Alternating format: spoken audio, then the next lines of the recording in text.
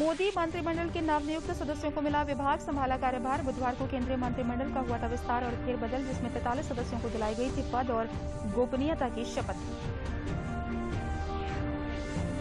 अनुराग ठाकुर ने सूचना प्रसारण मंत्री और युवा मामलों एवं खेल मंत्रालय का संभाला कार्यभार। सूचना प्रसारण सचिव अमित खरे और वरिष्ठ अधिकारियों की मौजूदगी में की बैठक। प्रधानमंत्री के प्रति जताया आभार। प्रधानमंत्री नरेंद्र मोदी ने केंद्र पोषित देश भर में चलने वाले तकनीकी संस्थानों के प्रमुखों के साथ किया संवाद। बैठक में नए शिक्षा मंत्री धर्मेंद्र प्रधान भी रहे मौजूद। कोरोना से प्रभावी मुकाबले में तकनीकी संस्थानों की है अहम भूमिका। और त्रिस्तरीय पंचायत चुनाव के अंतिम चरण में आज एक क्षेत्र पंचायत अध्यक्ष के पद पर नामांकन की प्रक्रिया हुई पूरी। कल होगा नाम वापसी का दिन। 10 जुलाई को होगा मतदान एवं मतगणना। नमस्कार, मैं हूं तरन्नुम रिजवी। अब समाचार विस्तार से। मोदी मंत्रिमंडल के विस्तार के बाद जिन मंत्रियों को नई जिम्मेदारी मिली है उन्होंने अपना कार्यभार संभालना शुरू कर दिया है और केंद्रीय मंत्रिमंडल में बुधवार को विस्तार और फेरबदल किया गया था। मंत्रिमंडल ने 43 सदस्यों को पद और गोपनीयता की शपथ दिलाई, जिनमें 36 नए चेहरों को भी शामिल किया गया, जबकि 7 मौजूदा राज्य मंत्रियों को कैबिनेट में प्रमोट किया गया है।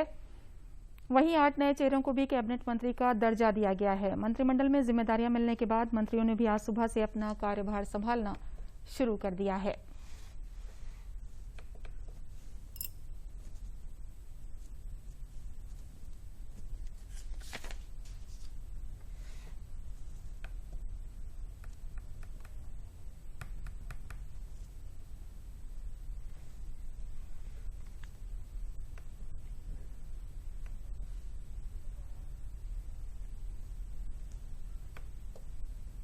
मोदी सरकार के दूसरे कार्यकाल में पहली बार मंत्रिमंडल का विस्तार किया गया। बीजेपी और सहयोगी दलों के 43 मंत्रियों ने शपथ ली, जिसमें 36 नए मंत्री शामिल थे। पहले से काम कर रहे 7 पुराने मंत्रियों ने भी कैबिनेट मंत्री की शपथ ली, जिन्हें परफॉर्मेंस के आधार पर प्रमोशन मिला।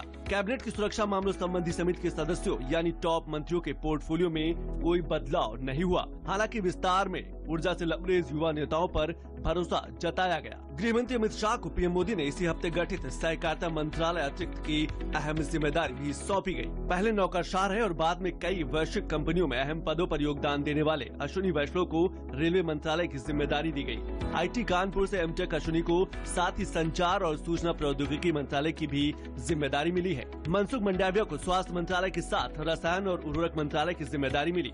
मेडिकल या दवाओं के क्षेत्र में रसायन और उर्वरक मंत्रालय की अहम जिम्मेदारी होती है। धर्मेंद्र प्रधान को शिक्षा के साथ ही कौशल विकास मंत्रालय का प्रभार मिला। शिक्षा के साथ कौशल विकास को जोड़ने का विजन इस बदलाव में दिखाई देता है। काम के आधार पर तरक्की पाने वाले हरदीप सिंह पुरी को शहरी विकास मंत्रालय के साथ पेट्रोलियम मंत्रालय की जिम्मेदारी मिली है। वहीं लगातार परफॉर्म करने वाले किरण रिजिजू को कानून एवं न्याय मंत्रालय जैसा अहम प्रभार मिला है। मंत्रिमंडल में नए स्वरूप को देखें तो इसमें 25 राज्यों और केंद्र शासित प्रदेशों का प्रतिनिधित्व है। इतना ही नहीं, राज्यों के भीतर विभिन्न क्षेत्रों और समुदायों की आकांक्षाओं का भी ध्यान रखा गया है। पहली बार दलित, आदिवासी और पिछड़े समुदाय के रिकॉर्ड 47 मंत्री बनाए गए हैं। मोदी सरकार का मंत्रिमंडल पहले से और ज्यादा युवा हो गया है। मंत्रियों की औसत आयु 61 वर्ष से घटकर 58 वर्ष रह गई है। इतना ही नहीं, 50 वर्ष तक की उम्र के लोगों को बहुत बड़ी जिम्मेदारियां मिली हैं। एक और परफॉर्मर अनुराग सिंह ठाकुर को सूचना और प्रसारण मंत्रालय के साथ खेल एवं युवा मामलों का मंत्रालय मिला है। महाराष्ट्र के पूर्व मुख्यमंत्री रहे नारायण राणे को एमएसएमई मंत्रालय की जिम्मेदारी मिली है।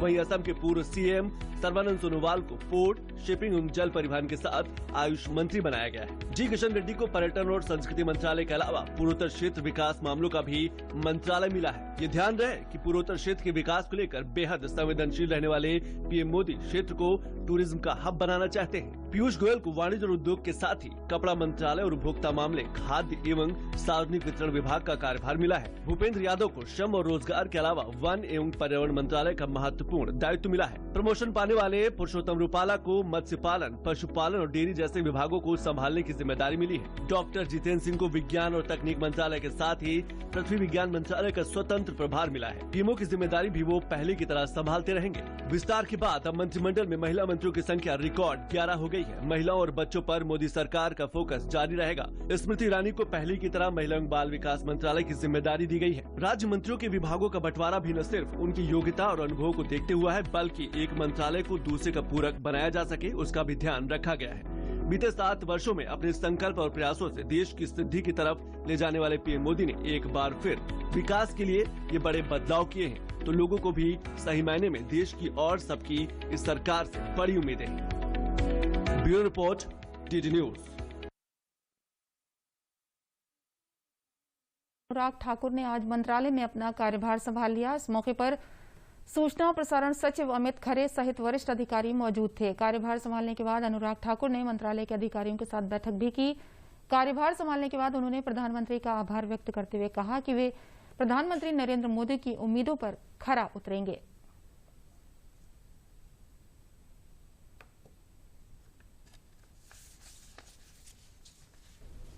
दुनिया के सबसे बड़े लोकतंत्र में जहां मोदी जी ने देश को आगे ले जाने का बहुत शानदार काम किया है पिछले 7 वर्षों में, सूचना प्रसारण मंत्रालय के माध्यम से हम कैसे और जन जन तक पहुंच पाएं और क्या क्या काम जो पीछे मुझसे पूर्व बहुत बड़े लोगों ने यहां पर किए हैं उनको मैं भी आगे बढ़ा पाऊं। वहीं दूसरी ओर जो जिम्मेदारी माननीय प्रधानमंत्री जी ने मुझे दी है, मैं उस पर खरा उतरने का हर संभव प्रयास करूंगा। जो विश्वास व्यक्त किया है उस पर खरा उतरने का प्रयास करूंगा और आशा करता हूं कि आप सबके सहयोग से इस जिम्मेदारी का निर्वहन ठीक ढंग से कर पाऊंगा। केंद्रीय मंत्री अनुराग ठाकुर ने आज खेल एवं युवा कल्याण मंत्रालय का भी कार्यभार संभाला। उन्होंने कहा कि देश भर के खेल संस्थाओं के साथ राज्यों के साथ मिलकर खेल को बढ़ावा देने के लिए प्रतिबद्ध रहेंगे। उनकी क्षमताओं पर भरोसा देने के लिए उन्होंने प्रधानमंत्री नरेंद्र मोदी का आभार जताया। मैं प्रयास करूंगा जहां पर किरण जी लेकर गए थे उससे आगे उसको लेकर जाएं। सारी टीम के साथ मिलकर देश भर में खेलों को बढ़ाने का काम करेंगे।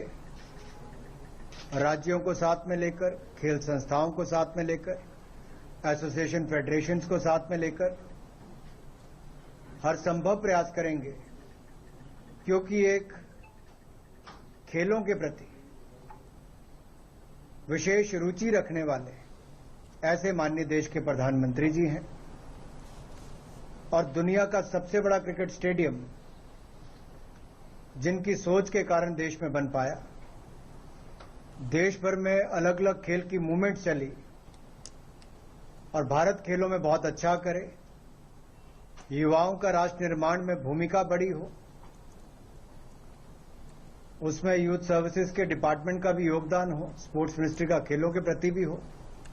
इन सब के पहलुओं पर विचार करके देश के युवाओं को खेलों और राष्ट्र निर्माण की ओर लगाने का काम भी करेंगे और माननीय प्रधानमंत्री जी के जो सोच है, सपने हैं, उनको पूरा करने का हर संभव प्रयास करेंगे। प्रदेश के अल्पसंख्यक कल्याण राज्य मंत्री मोहसिन रजा ने कल हुए केंद्रीय कैबिनेट के विस्तार पर कहा है कि प्रधानमंत्री मोदी का कैबिनेट विस्तार यह दर्शाता है कि सबका साथ, सबका विकास, सबका विश्वास के मंत्र को लेकर आगे बढ़ रहे हैं। उन्होंने कहा कि कैबिनेट विस्तार में सभी जातियों और 25 राज्यों को भागीदारी दी गई है, खासतौर पर युवाओं को मौका दिया गया है। उन्होंने कहा कि नए कैबिनेट विस्तार से देश को विकास को और गति मिलेगी।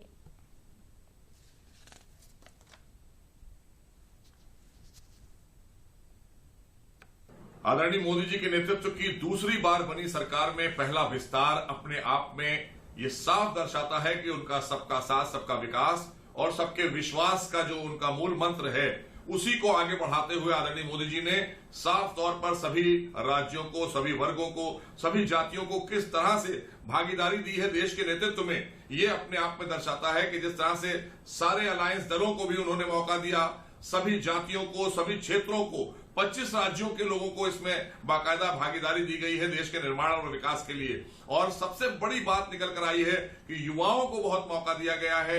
महिला सम्मान, महिला सशक्तिकरण को लेकर जो माननीय प्रधानमंत्री बार बार कहा करते थे, वो साफ दिखाई दे रहा है इस मंत्रिमंडल के विस्तार में। 11 महिलाओं को, देश की 11 महिलाओं को बाकायदा जिम्मेदारी दी गई है।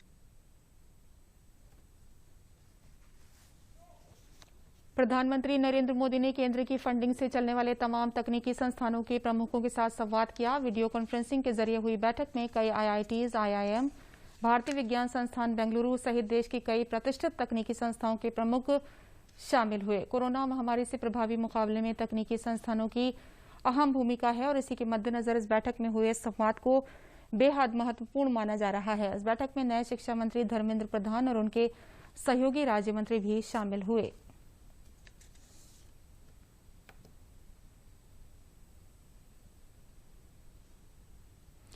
प्रधानमंत्री नरेंद्र मोदी ने आज वीडियो कॉन्फ्रेंसिंग के माध्यम से केंद्र के वित्तीय सहयोग से चल रहे तकनीकी संस्थानों के निदेशकों के साथ संवाद किया। संवाद में IIT कानपुर के निदेशक प्रोफेसर अभय करंदीकर भी शामिल रहे। प्रोफेसर अभय करंदीकर ने बताया कि प्रधानमंत्री के संवाद के दौरान IIT कानपुर सहित IIT मुंबई, IIT मद्रास और IIT बंगलौर के निदेशकों को अपना प्रस्तुतिकरण करने का मौका मिलेगा। प्रोफेसर अभय करंदीकर ने बताया कि IIT कानपुर के प्रस्तुतिकरण में प्रधानमंत्री को संस्थान द्वारा किए जा रहे रिसर्च और इनोवेशन कार्यों सहित कोविड काल के दौरान हुए संस्थान के रिसर्च कार्यों की जानकारी दी गई। वहीं प्रधानमंत्री को संस्थान द्वारा लॉन्च किए जा रहे ई-मास्टर्स प्रोग्राम सहित संस्थान का फ्यूचर रोड मैप क्या रहेगा, इसकी जानकारी प्रधानमंत्री को दी गई। प्रोफेसर अभय करंदीकर ने बताया कि इस दौरान प्रधानमंत्री ने हायर एजुकेशन और रिसर्च के संदर्भ में अपना विजन शेयर करते हुए सभी प्रकार का सहयोग करने का आश्वासन दिया। माननीय प्रधानमंत्री श्री नरेंद्र मोदी जी ने CFTIs के डायरेक्टर्स और हेड्स ऑफ इंस्टीट्यूट्स के साथ एक इंटरेक्शन किया। इस इंटरेक्शंस में मुझे और IIT बॉम्बे, IIT मद्रास और IISc बेंगलोर के डायरेक्टर्स को एक मौका मिला अपना प्रेजेंटेशन माननीय प्रधानमंत्री जी के सामने करने के लिए। मैंने अपने प्रेजेंटेशन में IIT कानपुर में जो रिसर्च और इनोवेशंस हो रहे हैं उनके बारे में जानकारी दी। कोविड के समय में क्या रिसर्च हुए उसके बारे में भी जानकारी दी। हमारा जो ई-मास्टर्स प्रोग्राम हम लॉन्च कर रहे हैं उसके बारे में जानकारी दी और फ्यूचर रोड मैप हमारा क्या रहेगा, हम आगे आने वाले समय में क्या करने वाले हैं, जैसे school of medical research and technology, इस संबंध में भी जानकारी दी। प्रधानमंत्री जी ने अपना विजन जो हायर एजुकेशन और रिसर्च पर अपना विजन शेयर किया और उन्होंने सभी प्रकार का सपोर्ट देने का आश्वासन दिया। देश में कोरोना वायरस के दैनिक मामलों में लगातार गिरावट दर्ज की जा रही है। स्वास्थ्य और परिवार कल्याण मंत्रालय के मुताबिक देश भर में पिछले 24 घंटों में 45,892 नए मामले दर्ज किए गए। वहीं पिछले 24 घंटों में 44,291 मरीज उपचार करवाकर स्वस्थ हो चुके हैं, जिसके बाद देश में रिकवरी रेट बढ़कर 97.18% हो गया है। सक्रिय मामलों की संख्या गिरकर 4,60,704 हो गई है। साप्ताहिक पॉजिटिविटी रेट वर्तमान में 2.37% है और दैनिक पॉजिटिविटी रेट 2.42% है, जो लगातार 17 दिन से 3% से कम बनी हुई है। प्रदेश के अपर मुख्य सचिव चिकित्सा एवं स्वास्थ्य अमित मोहन प्रसाद ने बताया कि प्रदेश में पिछले 24 घंटों में कोरोना संक्रमण के 112 नए मामले सामने आए हैं और इसी अवधि में 258 लोग पूरी तरह से स्वस्थ हुए हैं।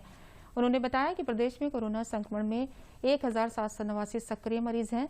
प्रदेश में अब तक 16,82,579 कोरोना संक्रमित मरीज उपचार के बाद पूरी तरह से ठीक हो चुके हैं। प्रदेश में कोरोना से रिकवरी रेट बढ़कर 98.6% हो गया है।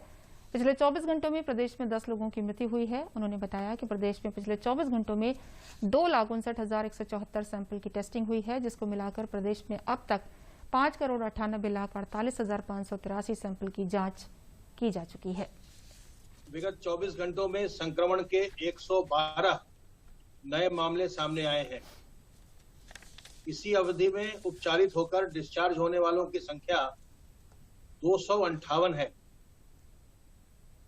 इस प्रकार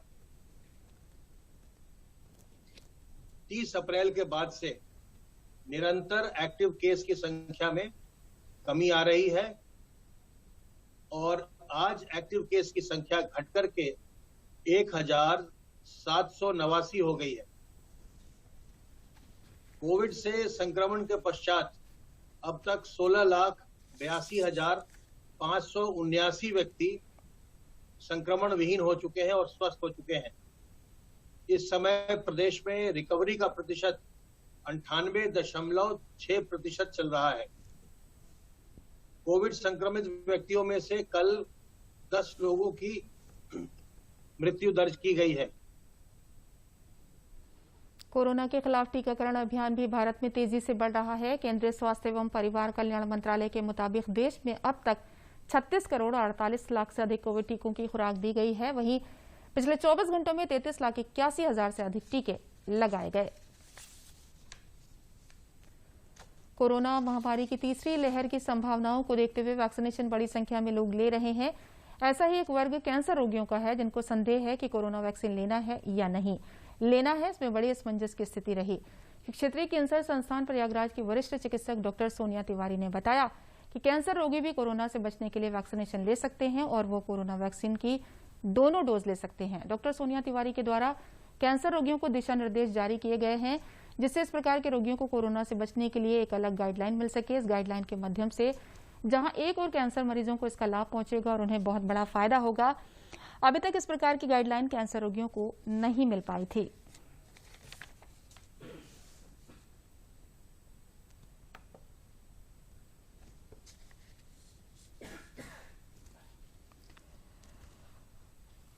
कैंसर पेशेंट में सबसे ज़्यादा लोगों को हमेशा ये डाउट बना रहता है, संदेह रहता है कि हम वैक्सीनेशन कराएं कि ना लगाएं।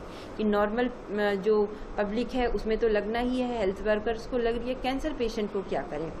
तो कैंसर पेशेंट में ऐसा कोई भी खतरा नहीं है वैक्सीनेशन को लेकर कि वैक्सीन लगने से उसमें किसी तरह का कोई खतरा है।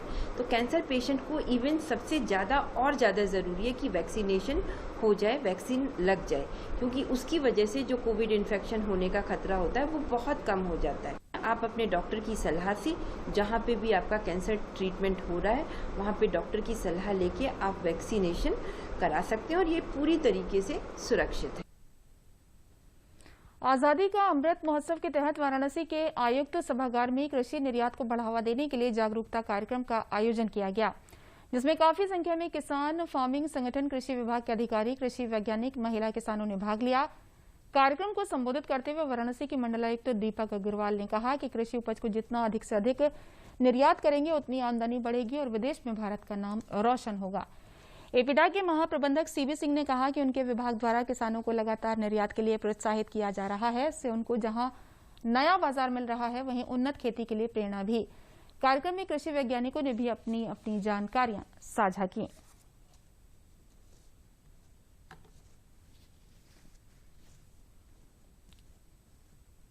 एफपीओस और उनके जो पदाधिकारी उनके साथ एक संवाद था कि आज कैसे हम लोग क्वालिटी में इम्प्रूवमेंट करें, कैसे इम्प्रूव्ड सीड क्वालिटी का हम लोग हेल्प लें, कैसे हम लोग अपने ब्रांडिंग उसको बढ़ाएं, कैसे एंटरप्रेन्योरशिप बढ़ाएं। हमारे 6 ऐसे एफपीओस हैं, उनको हमने उन्हीं को एक्सपोर्ट लाइसेंस प्रदान किया है कि अब उन लोगों को बाहर के एक्सपोर्टर्स पर निर्भर नहीं रहना चाहेगा। वो चाहते हैं तो सीधे विदेशों में एक्सपोर्ट कर सकते हैं। उसके साथ साथ हम लोग यहाँ वाराणसी का सबसे पहला महिला एफपीओ जो सारे महिला पदाधिकारी हैं उनका उसका भी गठन किया है। ये कोरोना खत्म होने के बाद हम लोग को काफी बड़ी मात्रा में हम लोग यहाँ से आम, मिर्च, टमाटर और हमारे राइस और अन्य हमारे कृषि उत्पाद हम लोग एक्सपोर्ट करने में सफलता प्राप्त होगी। अपीडा वाणिज्य एवं उद्योग मंत्रालय भारत सरकार का यह एक प्रयास कि वाराणसी का ये जो एरिया है जिसको कि ये क्षेत्र को हम लोग क्लस्टर के रूप में लेके जा रहे हैं और मैं बताना चाहूँगा कि यह क्षेत्र का वाराणसी क्लस्टर आज देश भर में वाराणसी क्लस्टर के नाम से जाना जा रहा है। कारण यही है कि जहाँ पे कुछ भी नहीं था, जीरो से शुरुआत करके उस ऊंचाइयों तक पहुंचा गया। भले ही उसकी निर्यात की जो कुल क्वांटिटी हो कम हो, लेकिन निश्चित तौर से यह एक मॉडल के रूप में दिख रहा है जहाँ पे सीधे किसानों को या पीओ को अंतर्राष्ट्रीय बाजारों से जोड़ा गया है। आने वाला समय में यह क्षेत्र निश्चित तौर से किसानों के लिए बहुत बड़ा एक निर्यात के रूप में, संभावनाओं के रूप में दिखेगा। जो जागरूकता अभियान एपीडा और माननीय आयुक्त महोदय के नेतृत्व में शुरू हुआ है, इससे आने वाले समय में जो निर्यात हम लोग 10 टन और 5 टन कर रहे हैं, लगभग ये हजारों टन में जाएगा। और माननीय आयुक्त महोदय ने जो आह्वान दिया है कि न केवल हम विश्व निर्यात में बल्कि डोमेस्टिक मार्केट में भी अपने गुणवत्ता को स्थापित करें, ताकि एक बनारस के ब्रांड से हम लोग कृषि कार्य का, अपने उपज का निर्यात कर सकें। हम लोग जो है देसी घी है, गाय का घी, और उसके साथ जो यहाँ पे देसी फल होते हैं जैसे महुआ है, और जो हमारे मोटे अनाज है उससे हम लोग बिस्किट्स बना रहे हैं। और यहाँ पे हम लोग आए हैं तो एक्सपोर्ट के जानकारी लेने के लिए एपेडा से हमें बुलाया गया था, और हम लोग एपेडा में रजिस्टर कर रहे हैं अपने संस्था को, और आगे इसको हम लोग विदेश तक ले जाना चाहते हैं।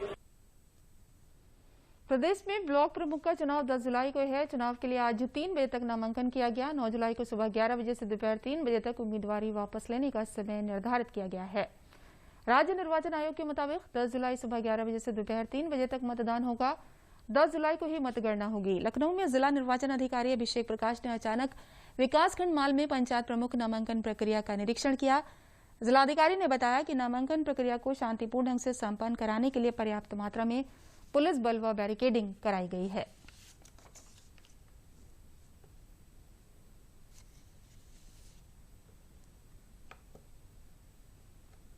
तो में 8 ब्लॉक हैं, 8 जगहों पर चल रही हैं, सारे मानकों के अनुरूप चल रही हैं।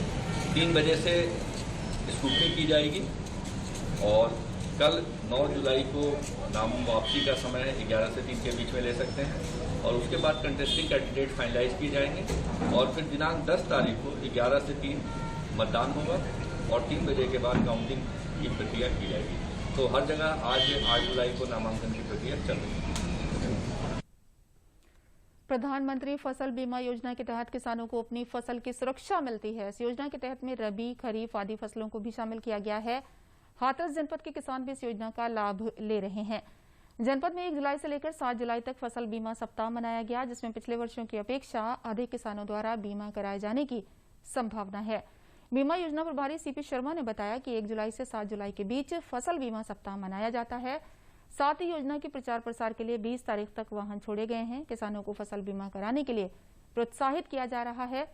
उन्होंने बताया कि इसका प्रीमियम कटने का समय 31 जुलाई तक होता है। उसके बाद इसके परिणाम आते हैं कि कितने किसानों की फसल का बीमा हुआ है। सीपी शर्मा ने बताया कि 2020 से 21 में 3,98,000 रुपए से अधिक धनराशि की किसानों को क्षतिपूर्ति दी गई है। उन्होंने बताया कि क्षतिपूर्ति सीधे किसानों के खातों में ट्रांसफर की जाती है। उन्होंने कहा कि पिछले वर्ष के मुकाबले इस वर्ष 15% किसानों की संख्या बढ़ने की संभावना है।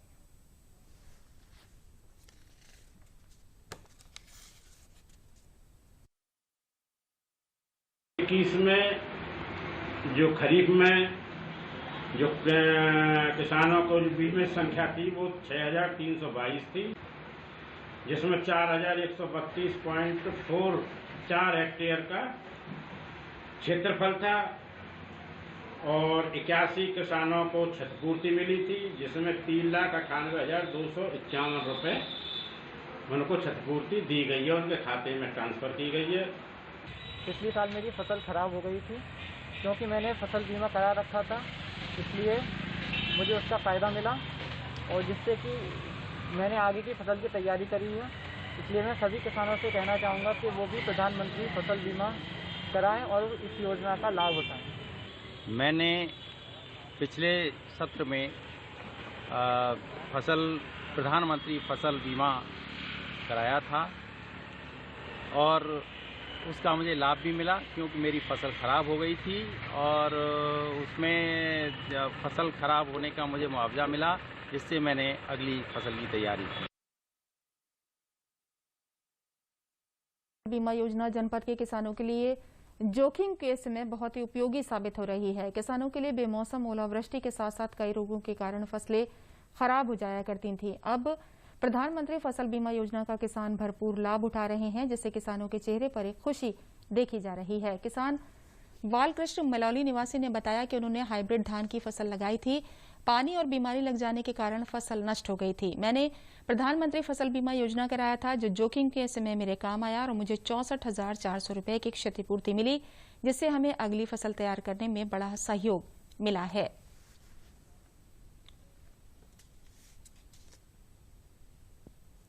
जनपद में प्रधानमंत्री फसल बीमा योजना संचालित है।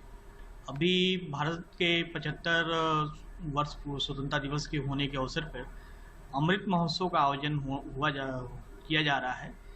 1 जुलाई से लेकर 7 जुलाई तक फसल बीमा सप्ताह का आयोजन किया जा रहा है, जिसके प्रथम दिवस पर जनपद में खरीफ 2020 में जनपद के 5 ऐसे किसानों को जिलाधिकारी महोदया द्वारा सम्मानित किया गया प्रमाण पत्र देके, जिनको सबसे ज़्यादा क्षतिपूर्ति मिली थी। इसमें हमारी एक बहन है जिनको करीब 1,60,000 की फसल बीमा की क्षतिपूर्ति धान की फसल की मिली थी।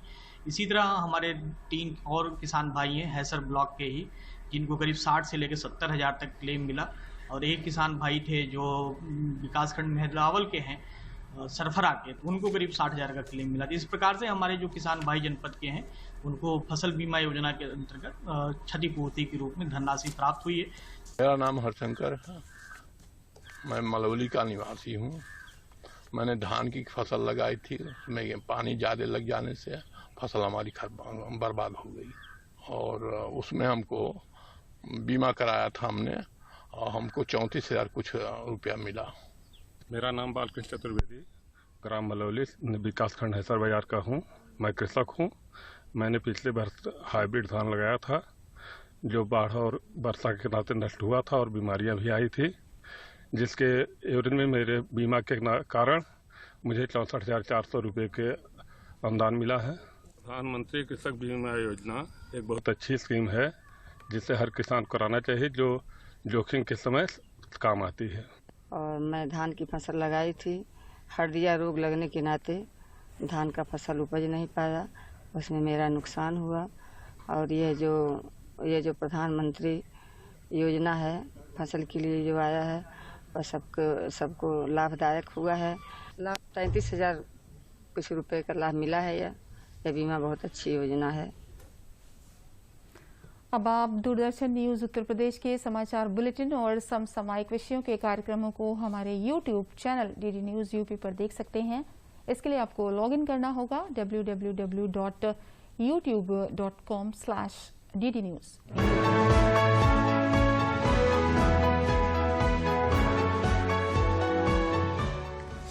अब आप दूरदर्शन न्यूज उत्तर प्रदेश के समाचार बुलेटिन और समसामयिक विषयों के कार्यक्रमों को हमारे YouTube channel DD news UP पर देख सकते हैं। इसके लिए आपको लॉगिन करना होगा www.youtube.com/ddnewsyup। अंत में प्रमुख समाचार एक बार फिर।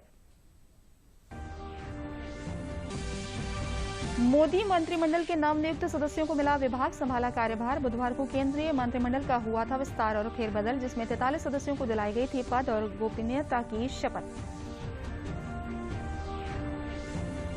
अनुराग ठाकुर ने सूचना और प्रसारण मंत्री और युवा मामलों एवं खेल मंत्रालय का संभाला कार्यभार। सूचना और प्रसारण सचिव अमित खरे और वरिष्ठ अधिकारियों की मौजूदगी में की बैठक, प्रधानमंत्री के प्रति जताया आभार। प्रधानमंत्री नरेंद्र मोदी ने केंद्र पोषित देश भर में चलने वाले तकनीकी संस्थानों के प्रमुखों के साथ किया संवाद। बैठक में नए शिक्षा मंत्री धर्मेंद्र प्रधान भी रहे मौजूद। कोरोना से प्रभावी मुकाबले में तकनीकी संस्थानों की है अहम भूमिका। और त्रिस्तरीय पंचायत चुनाव के अंतिम चरण में आज क्षेत्र पंचायत अध्यक्ष के पद पर नामांकन की प्रक्रिया होगी पूरी। कल होगा नाम वापसी का दिन, 10 जुलाई को होगी मतदान एवं मतगणना। समाचारों में बस इतना ही। अब भी जब बाहर निकलिए मास्क जरूर लगाइए हमारी तरह। नमस्कार।